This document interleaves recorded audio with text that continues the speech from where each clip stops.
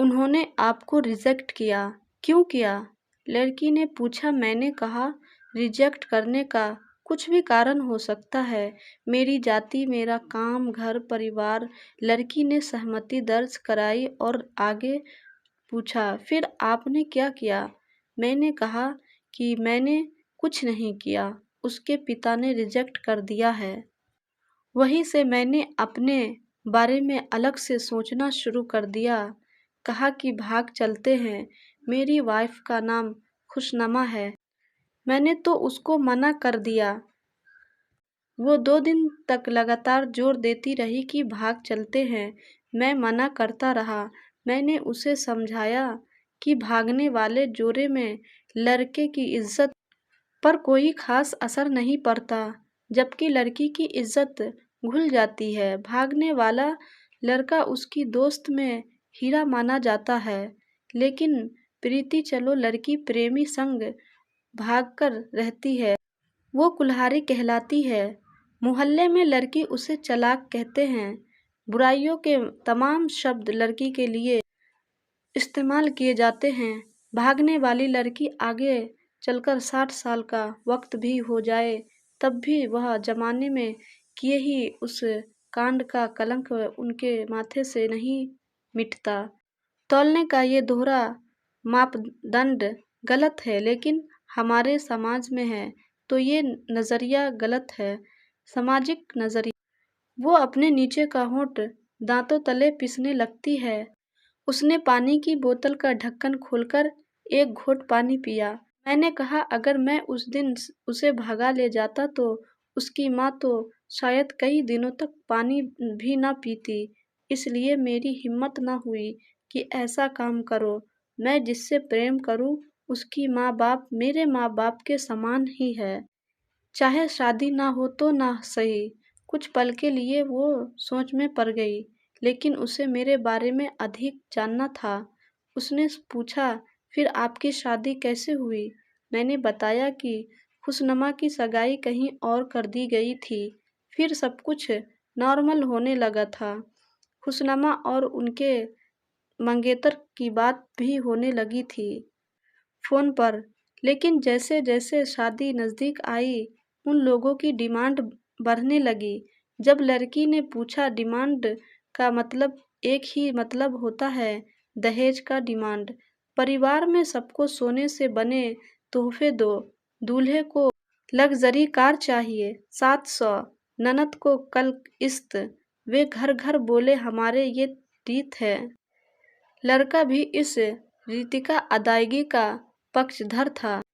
वो सगाई मैं तुड़वा डाली, इसलिए नहीं कि सिर्फ मेरी शादी उससे हो जाए, बल्कि ऐसे लालची लोगों में खुशनुमा कभी खुश नहीं रह पाती। किस तरह घर वालों को समझा बुझाकर फ्रंट पर आ गया है और हमारी शादी हो गई। ये सब किस्मत की बात थी। लड़की बोली, चलो अच्छा हुआ आप मिल गए, वरना वो गलत लोगों में फंस जाती। मैंने कहा, जरूरी नहीं कि माता पिता का फैसला हमेशा सही हो, और ये भी जरूरी नहीं कि प्रेमी जोड़े की पसंद सही हो। दोनों में से कोई भी गलत नहीं हो सकता है। यहाँ यह कौन ज्यादा वफादार है? लड़की ने फिर से पानी का घूंट लिया और मैंने भी। लड़की ने तर्क दिया कि हमारा फैसला गलत हो जाए, अब कोई बात नहीं, उनकी गलती नहीं होनी चाहिए।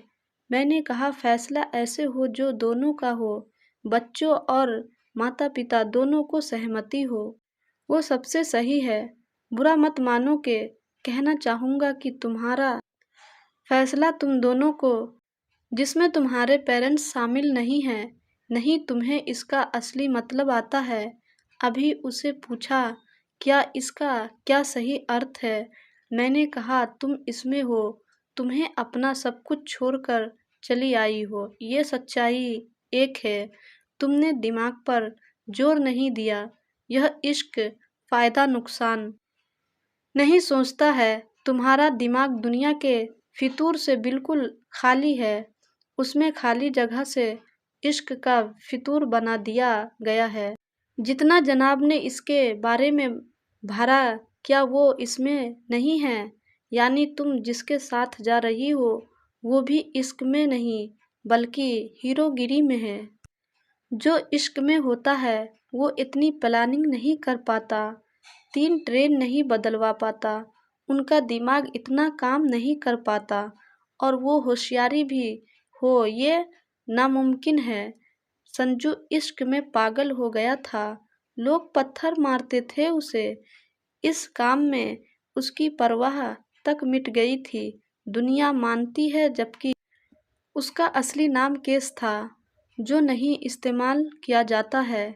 वो खतरा हो तो केस में मंजूला न बन पाता। फरहाद ने सिरे के लिए पहाड़ों को खोदकर नहर निकाल डाली थी और उसे नहर से उनकी लहू बहा दिए थे। वो इसमें कोई फकीर हो गया, कोई जोगी, कोई मांझी ने पहाड़ तोड़कर रास्ता निकाल दिया तक नहीं लगाया, चालाकी नहीं की। लालच, हवस और हासिल करने का नाम इश्क नहीं है। इश्क संपूर्ण करने को कहते हैं, जिसे इंसान सब कुछ पहले खुद का संपूर्ण करता है, जिसे तुमने किया हो, लेकिन तुम्हारा संपूर्ण हासिल करने के लिए यह तुम्हारे इश्क में लालच की मिलावट हो गई। लड़की अचानक खोसी गई, उसमें खिलखिलाहट और एकदम से खामोशी में बदल गए। मुझे लगा कि कुछ ज़्यादा बोल गया, फिर भी मैंने जारी रखा। मैंने कहा, प्यार तुम्हारे पापा तुमसे करते हैं। कुछ दिनों बाद वजन आधा हो जाएंगे, तुम्हारी माँ कई दिनों तक खाना नहीं खाएंगी, ना पानी पिएंगी, जबकि आपको जिसको जो अंजाम देने थे, न तो उसे सेहत का फर्क पड़ा और न ही दिमाग पर। वो अक्लमंद है, अपने लिए अच्छा सोच लेता है। आजकल गली मोहल्ले में हर तीसरे लोडे लिपटे को खो जाता है। वो नहीं, वो सिनेमा जैसा कुछ है, एक तरह से शाबाशी डेट, अलग कुछ करने का फितूर और कुछ नहीं। लड़की का चेहरा रंग बदल गया, ऐसा लग रहा था कि अब यहाँ नहीं है। उसका दिमाग किसी अतिथि में टहलने निकला है। मैं अपना फ़ोन स्टॉप करने लगा, लेकिन मन उसी तरह थी। थोड़ी ही देर में उसका और मेरा स्टेशन आ गई। बात कहाँ से निकली थी और कहाँ पहुँच गई। उसके मोबाइल पर मैसेज टोन बजी। देखा कि सिम एक्टिवेट हो चुका था। उसने चुपचाप बैग में से आगे का टिकट निकाला और फ़ोन दिया। मुझे कहा, एक कॉल करना है। मैंने मोबाइल दिया, उसमें नंबर डायल करके कहा, सॉरी पापा। सिसक सिसक कर रोने लगी, पर बेटी को संभालने की कोशिश करने लगे। उसने कहा, पता मत कीजिए, मैं घर आ रही हूँ। दोनों तरफ से भावनाओं के सागर उमड़ पड़े। हम ट्रेन से उतरे, फिर से पिन मांगी दी। उसने मोबाइल में सिम निकालकर तोड़ दिया और पिन मुझे वापस कर दिया।